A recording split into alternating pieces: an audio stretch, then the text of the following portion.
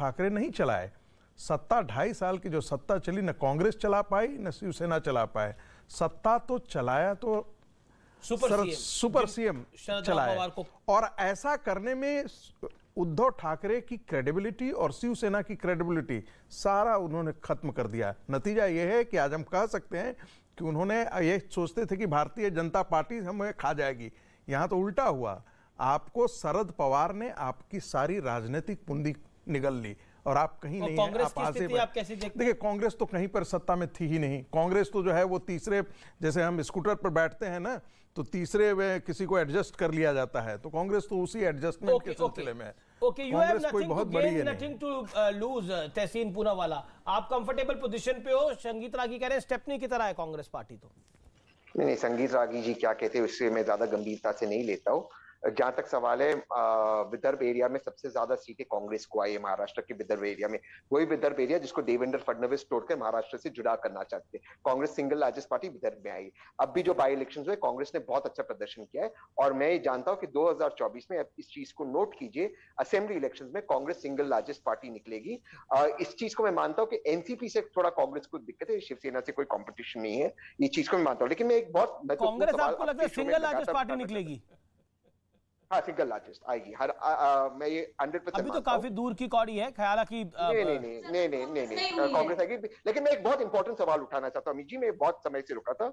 ये जो 2 विधायक वापस लौटे, नितिन देशमुख जी और कैलाश पाटिल जी, और नितिन देशमुख जी ने आईबीएन पे कहा आपके चैनल पर किस तरह से उनपे जानलेवा हमले हुए। ये जो लगातार आंकड़े दिखा रहे 34, 37, 40, इसकी क्या गारंटी की किडनैपिंग नहीं? तो 2 विधायक भागकर आ गए। महाराष्ट्र में कहते हैं आमदार। इस पे प्रश्न क्यों नहीं होता कि 2 विधायक सिटिंग एमएलए कह रहे हमारा किडनैपिंग हुआ है, हमारा अपहरण हुआ है, हमें झूठा हार्ट अटैक हम पे इतना दिखाया गया, हमें अस्पताल में एडमिट करवाया गया। क्या ये भारत की पुलिस, गुजरात की पुलिस, आसाम की पुलिस, इसके लिए इसका इस्तेमाल होता है? क्या चार्टर्ड प्लेन का इस्तेमाल इसके लिए होना चाहिए? क्या 80 रूम रेडिसन ब्लू में इसके लिए बुक होना चाहिए? इस पे प्रश्न क्यों नहीं उठता है? ये गलत है और ये बीजेपी गलत कर रही है। आगे अमीश, राजस्थान में कांग्रेस पार्टी ने क्या किया था, कर्नाटक में क्या किया, और एक उल्टा सवाल कांग्रेस से पूछा जाना चाहिए कि आपने महाराष्ट्र में शिवसेना ने वो टेरर पैदा कर रखा है कि वहां के आपके अपने विधायक आपके डर से, महाराष्ट्र पुलिस के डर से, उद्धव ठाकरे के डर से, और जो वहां के गुंस हैं,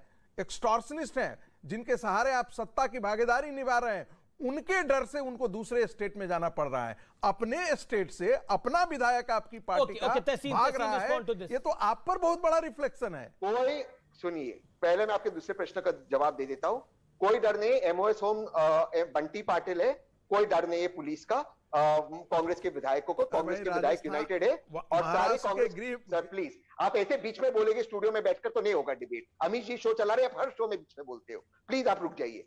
सारे कांग्रेस के विधायक इस वक्त मुंबई में, सारे कांग्रेस के विधायक इस वक्त मुंबई में, सिवाय एक जो जर्मनी में मिनिस्टर, और वो भी जब जरूरत पड़ेगी लौट आएगी और ट्रीटमेंट के लिए गई। दूसरी चीज, और इस चीज को आप ध्यान से सुनिए, होम सेक्रेटरी को हटा दिया गया सर, विधायक चला गया कैसे? बात खत्म होने दीजिए ना, आप ही बोलोगे, आप ही कमेंट्री दोगे, रुकिए ना सर।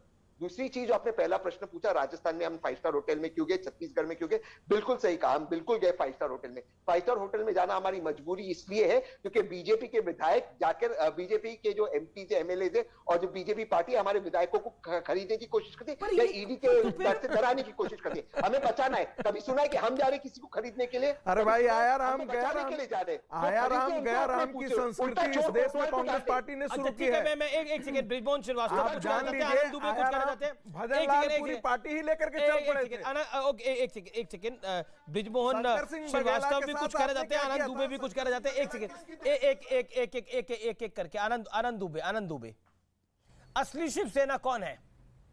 बड़ा सवाल तो यही है। बार बार आपको ये कहना चाह रहा था कि हरियाणा के जो मुख्यमंत्री है वो मोहाली में लेकर बैठे थे अपने विधायकों को। तो ये एक सेकंड, जब गेम के रूल्स है ना, तो सब पार्टियां उसी गेम के रूल्स के अंदर काम करेंगी। आप चाहते हैं कि आप लंगी मारें और भारतीय जनता पार्टी लंगी नहीं मारे, तो ये तो गेम का रूल्स नहीं हुआ ना। लेकिन भारतीय जनता पार्टी तो सुचिता की बात करती थी ना राजनीति में। ये कहती थी ना भ्रष्टाचार को हटाने आए, वो तो भ्रष्टाचार का हिस्सा हो गई है, कर रही है, इसीलिए भ्रष्टाचार का हिस्सा हो गई है। और सरकार बनाने के लिए किसी कर रही है, इसलिए तो नहीं कर रही है। मेरे पास जानकारी नहीं है ब्रिजमोहन जी, कहां गई सुचिता की बात? बीजेपी ने कहां क्लेम करा कि वो सरकार बनाने जा रही है? चली गई, कहा ही नहीं है। भ्रष्टाचार से अनऑफिशियली क्या है वो तो हम सबको काफी आइडिया, लेकिन ऑफिशियली बीजेपी ने अभी तक सरकार बनाने के लिए कोई क्लेम ही नहीं किया। बिल्कुल ना देवेंद्र फडणवीस ने, ना बीजेपी ने, ना बीजेपी के किसी नेता ने, ना प्रवक्ता ने कि हम सरकार बनाने जा रहे हैं। आशीष जी सड़क चलते आदमी से पूछ लीजिए, वो बोल देगा। एक राजनीतिक व्यक्ति से बात कर लीजिए, वो कहेगा कि भारतीय जनता पार्टी लोकतंत्र की हत्या करके इस प्रकार का काम कर रही है। आम आदमी बोलने को। अच्छा ये बताइए, जब बीजेपी के साथ शिवसेना जीत कर आई थी और बीजेपी का 105 नंबर था, शिवसेना का 54 नंबर था, और तब लोकतंत्र ने तो बीजेपी और सेना के गठबंधन को जिताया था, लेकिन सरकार कांग्रेस, एनसीपी और सेना की बन गई। अब बताइए तब लोकतंत्र की हत्या किसने करी थी असल में?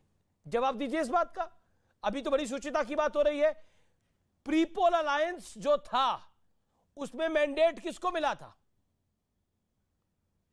तो सबका एक एक दौर आता है। बताइए ब्रिजमोहन जी। लगता है आप तक आवाज नहीं जा रही। आनंद दुबे, तब सुचिता कहां गई थी जब आप जीते बीजेपी के साथ और सरकार बनाई एनसीपी और कांग्रेस के साथ?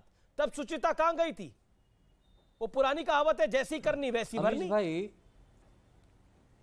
हाँ अमीश भाई बहुत सही। अमीश भाई एक बात बताइए, आदरणीय बाला साहब ठाकरे जी को संगीत रागी जी बहुत याद कर रहे हैं, खास करके भाजपा के समर्थक भी बहुत कहते हैं कि बाला साहब ठाकरे जी की पार्टी नहीं रही, बाला साहब ठाकरे जी की विचारधारा नहीं रही।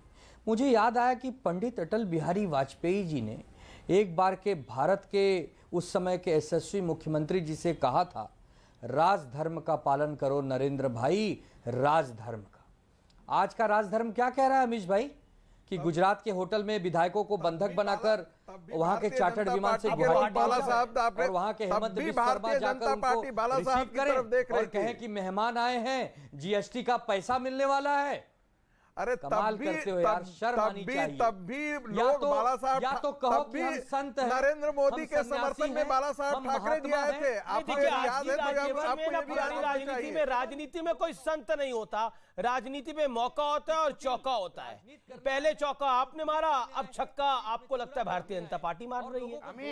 ओके, अशोक वानखेड़े, सुचिता तो शिवसेना ने भी नहीं दिखाई थी, सुचिता तो शिवसेना ने भी नहीं दिखाई थी। लेकिन समस्या यह है कि आज सरकार की समस्या नहीं है कि सरकार आएगी जाएगी, सरकारें आती जाती रहती है, लेकिन सेना किसकी होगी, समस्या उसकी बन गई है।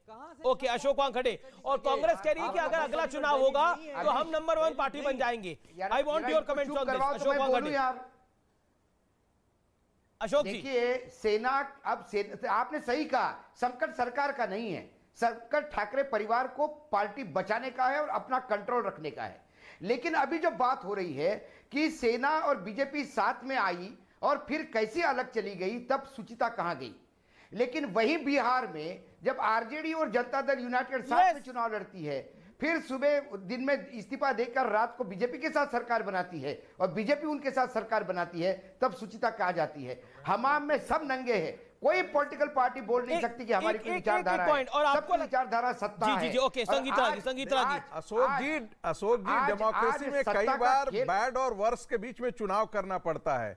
लालू प्रसाद यादव वर्स्ट को रिप्रेजेंट कर रहे थे, इसलिए वहां पर उन्होंने भारतीय जनता पार्टी के साथ नीतीश कुमार का चुनाव किया। मैं यही कह रहा हूं, वहां पर मैं सिर्फ जो फाइनल कमेंट कांग्रेस कह रही है कि वो नंबर 1 हो जाएंगे पोस्ट दिस, मतलब अगर अगला चुनाव होता है। देखिए ये मुंगेरी लाल के हसीन सपने हैं, डबल डिजिट क्रॉस नहीं कर पाएगी कांग्रेस कह रही है कि इस पूरे बवंडर में हम कमांडर बन जाएंगे, यानी नंबर 1 हम हो जाएंगे। इस पूरे बवंडर में कांग्रेस के लिए नंबर 1 हम हो जाएंगे। चुनाव होता है, खुशफहमी में रहती है। क्या रहते हैं आप, क्या कह रहे हैं? खुशफहमी।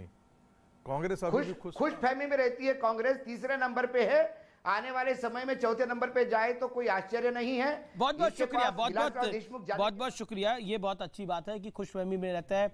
इस माहौल में कोई खुशफहमी में रहे तो इससे बढ़िया कुछ नहीं हो सकता। लेकिन निष्कर्ष यही है आज की चर्चा का कि जब सरकार नहीं बनी थी और जब प्री पोल अलायंस में बीजेपी और सेना जीत के आए थे तो बीजेपी के जबड़े से सरकार छीन ली थी शिवसेना ने। लेकिन आज दौर ऐसा है कि शिवसेना के जबड़े से सरकार तो जा ही रही है, क्या पार्टी भी जा रही है? क्या पार्टी भी जा रही है?